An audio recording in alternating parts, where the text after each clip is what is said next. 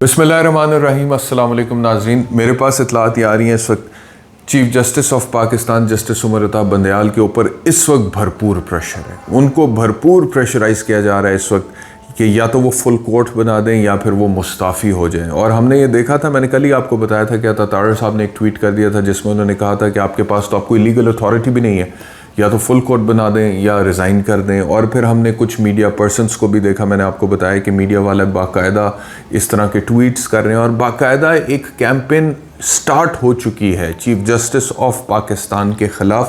अब ये सिर्फ वो कैंपेन है जो आपको मुझे नज़र आ रही है, जिसका मैंने जिक्र पहले भी किया था। और मैं आपको बता रहा हूँ कि इससे हट के मेरे पास ख़बरें आती हैं ज़राए से कि इस वक्त chief justice of Pakistan justice Umar Ata Bandial के ऊपर भरपूर प्रेशर है कि वो फुल कोर्ट बनाए, या तो वो फुल कोर्ट बनाए या वो इस मामले से दस्तबरदार हो जाए। लेकिन अभी तक चीफ जस्टिस ऑफ पाकिस्तान जो मामला लेकर चल रहे थे उस पर वो डटे हुए हैं। आज की development supreme court of Pakistan में एक ये है कि justice Jamal Mandokhel eventually bench से अलहदा हो गए हैं। उन्होंने ख़ुद को दस्तबरदार कर लिया, रिक्यूज़ कर लिया, जो कि अच्छी बात है मेरे ख्याल में। अब वो कोई मंतक बनती नहीं थी कि वो इतना सब कुछ होने के बावजूद वो बेंच का हिस्सा रहे। और रोज़ाना की बुनियाद पर एक तमाशा बन रहा था, एक तमाशा लग रहा था अदालत में। मतलब कि ओपन कोर्ट में जज साहिबान बैठे हुए और एक दूसरे के साथ जिस तरह से इख्तलाफात हो रहे हैं और एक दूसरे को गलत साबित करने की जिस तरह से कोशिश की जा रही है, तो वो पाकिस्तान की सुप्रीम कोर्ट के लिए सर्टनली अच्छा नहीं था। तो आज हुआ ही है कि जैसे ही बेंच आया है, केस की समाअत शुरू हुई है, तो चीफ जस्टिस साहब ने कहा है कि जस्टिस जमाल मंदोखेल अपनी स्टेटमेंट पढ़ना चाहते हैं। जैसे पहले जस्टिस अमीनुद्दीन के हवाले से कल कहा गया था और फिर जस्टिस अमीनुद्दीन ने अपनी स्टेटमेंट पढ़ी थी और उन्होंने कहा था कि काजी फ़ाइज़ ईसा और का जो फैसला आया है, जिसमें मैं भी साथ शामिल हूँ, तो इस वजह से अब हम समझते हैं कि 184(3) की कोई भी कार्रवाई आगे नहीं चल सकती है, तो लिहाजा मैं ख़ुद को रिक्यूज़ करता हूँ। तो जमाल मंदोखेल साहब ने आज कहा जी कि मैं समझता हूँ कि मैं मिसफिट हूँ इस बेंच में, मैं मिसफिट हूँ।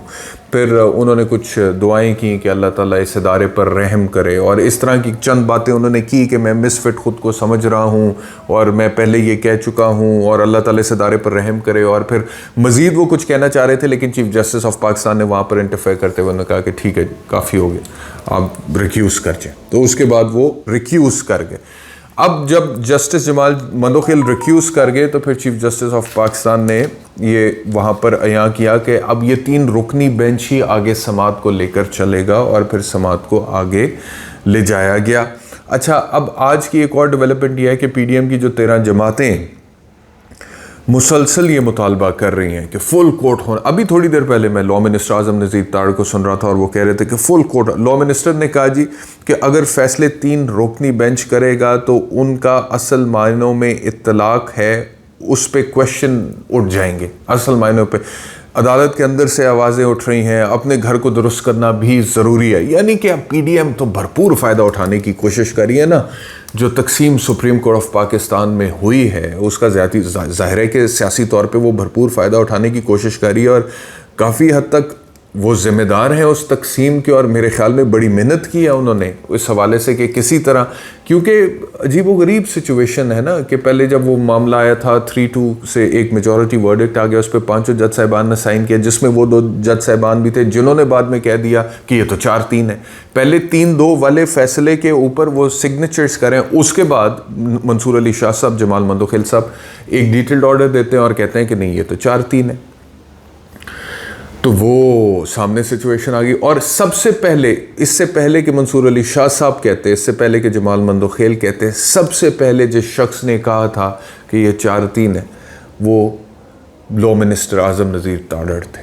उन्होंने कहा था। उसके बाद फिर वो वाकई में जब डिटेल्ड ऑर्डर आया उसमें लिखा हुआ है कि वो 4-3 है। तो ये सियासी तौर पे अब उसका फ़ायदा उठाने की कोशिश तो कर रहे हैं। तो बहरहाल जो इस्तदा थी कि फुल कोर्ट बनाया जाए, चीफ जस्टिस ऑफ पाकिस्तान ने आज वो भी, इस बेंच ने वो फुल कोर्ट बनाने की इस्तदा जो है वो मुस्तरद कर दी है। और उन्होंने उसका रीज़न ये दिया, उन्होंने कहा कि फुल कोर्ट बनाने से मामूल के जो केसेस हैं वो मुतासर होते। सर्टनली सुप्रीम कोर्ट में इस वक्त 50,000 से ऊपर वर्कलोड है केसेस का जो ज़ेर अल्तवा है, और अगर फुल कोर्ट बना दिया जाए और वो उस केस को सुने तो उस पर उसका असर तो पड़ेगा। इस हद तक तो ये बात दुरुस्त है। लेकिन फिर ये भी देखना है कि कितनी देर लगेगी इस केस को निमटने में। तो अगर तो ये चंद दिनों की बात है तो फिर उस हवाले से देखा जाए तो फुल कोर्ट बन भी सकता है मेरे ख्याल में।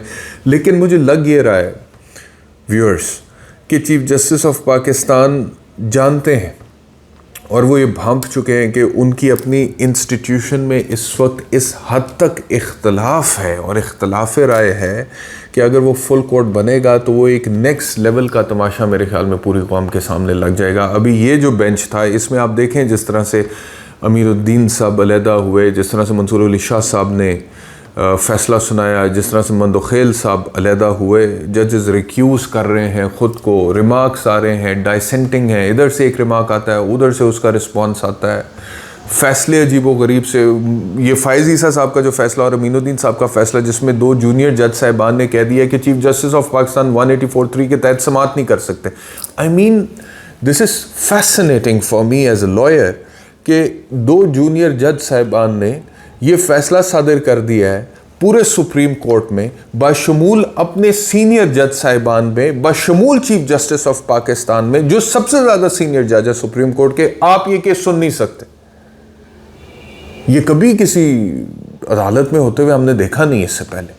तो ये सुप्रीम कोर्ट में हुआ है। लेकिन एक ख़बर ये भी है कि सर्कुलर इशू कर दिया सुप्रीम कोर्ट ने आज, और ये जो फ़ैसला किया था जस्टिस फ़ाइज़ ईसा ने और जस्टिस अमीनुद्दीन ने कि जब तक वो रूल्स तय नहीं हो जाते, जिन रूल्स का कोई पता नहीं कि वो तय हो भी पाएंगे या फाइनलाइज हो पाएंगे, और अगर हो गए तो वो स्ट्राइक डाउन हो जाएंगे क्योंकि उनमें कुछ प्रॉब्लम्स हैं कि आप एक्ट ऑफ द पार्लियामेंट से कॉन्स्टिट्यूशनल एक जो ओरिजिनल ज्यूरिसडिक्शन है उसकी अपील प्रोवाइड करने की कोशिश कर रहे हैं। तो जब तक वो तय नहीं हो जाते, जिनका कोई पता नहीं वो कब तक तय होंगे, और हो भी जाएंगे तो स्ट्राइक डाउन हो सकते हैं, उसकी बुनियाद पे आपने कह दिया कि चीफ जस्टिस सुन ही नहीं सकते। तो सुप्रीम कोर्ट ने आज ये सर्कुलर इशू किया है कि जस्टिस काजी फ़ाइज़ ईसा और जस्टिस अमीनुद्दीन का फ़ैसला दीगर बेंचेस पर लागू नहीं होता। यानी कि 184(3) में बाकी जो मामलात सुने जा रहे हैं वो वैसे ही सुने जाएंगे और वो फ़ैसला दीगर बेंचेस पर लागू नहीं होता। वो उनकी अपनी ज़ाती हद तक फ़ैसला था, वो उन्होंने सुना दिया और वो जो है उनकी हद तक है। ये सर्कुलर आज इशू हो गया। दूसरा ये कि इलेक्शंस के हवाले से जो प्रोसीडिंग हो रही है उसमें सेक्रेटरी ख़जाना और सेक्रेटरी दफा को तलब कर लिया गया है और मंडे तक अब ये प्रोसीडिंग पेंडिंग है। अब 2 दिन सुप्रीम कोर्ट में खामोशी होगी, मंडे तक ये प्रोसीडिंग पेंडिंग है और उसके बाद फिर ये मामला मंडे को दोबारा टेकअप किया जाएगा। और सेक्रेटरी ख़जाना और सेक्रेटरी दफा, जो इलेक्शन कमीशन ऑफ पाकिस्तान ये कहता है कि वो हमें ये कहते हैं कि ना तो हमारे पास पैसे ना हमारे पास सिक्योरिटी है इलेक्शंस के लिए देने के लिए, तो सुप्रीम कोर्ट अब उनसे पूछेगा कि आपके पास क्यों पैसे नहीं है भाई और आपके पास क्यों सिक्योरिटी नहीं है भाई, क्योंकि पैसे प्रोवाइड करना और सिक्योरिटी प्रोवाइड करना आपकी ज़िम्मेदारी है, आपको करना है, इससे कोई राह फरार नहीं है। और अगर आप कहते हैं कि ये नहीं हो सकता तो आप सिर्फ ना अपनी ज़िम्मेदारियों से भाग रहे हैं बल्कि आप सुप्रीम कोर्ट के फ़ैसले की हुक्म अदूली भी कर रहे हैं। तो ये अब मंडे को होने जा रहा है, लेकिन मंडे तक मैं आपको बता रहा हूँ कि सिचुएशन क्रूशल है, नाजुक है, तशवीशनाक है। चीफ जस्टिस ऑफ पाकिस्तान के ऊपर एक दबाव है क्योंकि राना सनाउल्लाह का स्टेटमेंट आ चुका है कि फुल कोर्ट का मुतालबे पर हम कायम हैं, फुल कोर्ट होना चाहिए। मरियम नवाज़ ने कहा वहाँ से कि फुल कोर्ट ही अब तो फैसला करेगा। अदा तारड़ साहब कह रहे हैं कि फुल कोर्ट ही फैसला करेगा। तो पीडीएम इस वक्त एक डटी पड़ी है कि फुल कोर्ट होना चाहिए, यानी कि उनकी नज़र में सुप्रीम कोर्ट के इस बेंच की हैसियत उनकी नज़र में नहीं है, ना कानूनी तौर पे ना अखलाकी तौर पे, और ये चीज़ बहुत ज़्यादा नुकसानदेह है। और क्योंकि वो इस चीज़ पर डटे हुए हैं, ये मुतालबा कर रहे हैं, इसमें किसी हद तक जाने के लिए तैयार हैं, चीफ जस्टिस पर दबाव बरकरार है। मैंने आपसे कल भी कहा था कि हो सकता है कि किसी किस्म का कोई रेफरेंस चीफ जस्टिस के ख़िलाफ़ दाखिल करने की कोशिश करे ये हुकूमत। तो मंडे तक जो है मामलात जो है वो काफ़ी हद तक जो है वो क्रूशल हैं और हो सकता है कि before this case is taken up on Monday by the chief justice of Pakistan and this bench, ये जो 3 रुकनी बेंच है, उससे पहले हुकूमत दोबारा कोई किसी किस्म का स्टेप ले, कोई एक्ट, कोई अमल ऐसा करे जो कि फिर हेडलाइंस बनाए। तो तब तक के लिए देखते हैं कि अब क्या होता है। इस वीलॉग में इतना ही। अपना ख्याल रखिए। अल्लाह हाफ़िज़।